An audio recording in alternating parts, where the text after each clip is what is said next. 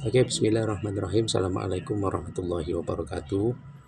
Yang kami hormati Bapak Adi Muhammad, PSJME selaku pengampu mata kuliah etika profesi. Baik, saya akan menjawab tentang UAS etika profesi yang kemarin Bapak kirim. Saya memilih kepada soal ataupun skenario yang pertama terkait dilema target pembiayaan dan kasus stateless. Baik, saya dalam perspektif saya, keputusan yang paling tepat sebagai account officer Bank Umum Syariah ini adalah saya menolak pengajuan pembiayaan tersebut ya, sampai seluruh informasi yang disembunyikan nasabah diungkapkan dan diverifikasi secara transparan. Ya, keputusan ini saya ambil memang memiliki konsekuensi pribadi yang berat, ya, seperti kehilangan bonus, promosi jabatan, bahkan berpotensi menimbulkan ketegangan dengan atasan. Namun dalam perbankan syariah, kepentingan pribadi itu tidak boleh mengalahkan prinsip syariah, amanah, dan manajemen risiko. Memang kasus ini bukan sekedar persoalan pencapaian target, tetapi menyangkut pelanggaran terhadap prinsip dasar akad syariah. Dalam akad mudharabah ini pihak bank ini bertindak sebagai sahibul mal atau pemilik modal dan nasabah sebagai mudharib atau pengelola usaha. Nah, akad ini dibangun atas dasar kepercayaan, keterbukaan informasi, dan kejujuran. Indikasi bahwa nasabah menyembunyikan fakta mengenai proyek sebelumnya yang bermasalah karena sengketa lahan merupakan bentuk tadlis, yaitu penyembunyian informasi penting yang dapat mempengaruhi keputusan pihak lain. Dalam fikih muamalah, tadlis merupakan perbuatan yang dilarang karena menghilangkan unsur kerelaan atau ridho yang menjadi syarat sah transaksi. Lebih jauh lagi, pemberian uang yang sebesar 20 juta itu di luar kontrak itu merupakan bentuk suap atau gratifikasi yang bertujuan mempengaruhi keputusan profesional. Nah, dalam perspektif syariah, riswah atau suap ini merupakan perbuatan haram karena merusak keadilan dan objektivitas. Nah, sebagai AU Bank Syariah, saya memiliki tanggung jawab bukan hanya kepada perusahaan, tetapi juga kepada Allah Subhanahu wa Ta'ala, kemudian juga kepada pemegang saham, kemudian kepada deposan dan masyarakat yang mempercayakan dananya kepada bank. Nah, jika pembiayaan tetap dicairkan meskipun terdapat indikasi manipulasi data, maka risiko yang muncul yang pertama meningkatnya non-performing financing. Kemudian yang kedua, kerugian keuangan bank dan nasabah penyimpanan dana. Kemudian yang ketiga, menurunnya reputasi bank syariah tersebut. Kemudian yang keempat, pelanggaran prinsip amanah dan kehati-hatian atau prudential banking.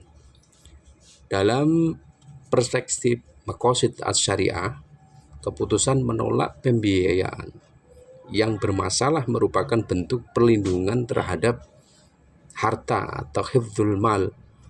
Menjaga aset bank dan dana masyarakat memiliki kemaslahatan yang lebih besar dibandingkan keuntungan pribadi berupa bonus atau promosi.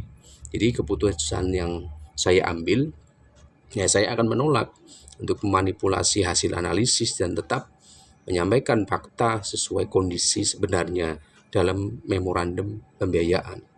Dan apabila nasabah ingin melanjutkan proses, silakan, maka ia harus berupaya untuk membuka seluruh informasi terkait sengketa proyek sebelumnya dan menyerahkan dokumen pendukung yang diperlukan untuk dilakukan penilaian ulang. Jadi saya dalam bahasa saya untuk dengan nasabah, saya akan menyampaikan maaf, saya menghargai kepercayaan Bapak kepada kami. Namun sebagai account officer, saya terikat pada ketentuan bank dan prinsip-prinsip syariah yang mengharuskan seluruh informasi usaha disampaikan secara lengkap dan jujur. Nah, terkait dana yang Bapak tawarkan, mohon maaf, ya saya tidak dapat menerima dalam bentuk apapun. Keputusan pembiayaan harus didasarkan pada kelayakan usaha dan hasil analisis yang objektif. Nah, jika terdapat informasi yang belum disampaikan, saya sarankan Bapak atau panjenengan melengkapinya agar proses dapat berjalan sesuai ketentuan. Kemudian nanti saya juga akan bermasalah dengan atasan saya. Ya, kemudian saya akan menyampaikan hal tanggapan kepada atasan saya, Pak. Saya memahami target cabang, Pak, dan pentingnya pencapaian akhir tahun. Namun, dari hasil analisis lapangan terdapat informasi material mengenai sengketa proyek sebelumnya yang belum diungkapkan oleh calon nasabah. Jika hal ini tidak dicantumkan dalam analisis, risiko pembiayaan bermasalah dan akan sangat tinggi, dapat berdampak pada kualitas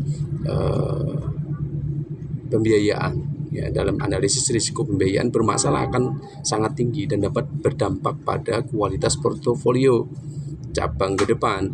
Saya siap mencari alternatif nasabah lain.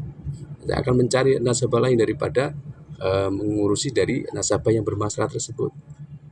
Ya. Tetapi untuk kasus ini saya merasa perlu, Pak, menjalankan prinsip kehati-hatian dan menjaga kepatuhan syariah serta regulasi bank. Jadi kesimpulan pada kasus ini, saya dalam kondisi seperti ini saya lebih memilih untuk mempertahankan integritas dan amanah meskipun harus kehilangan bonus maupun promosi.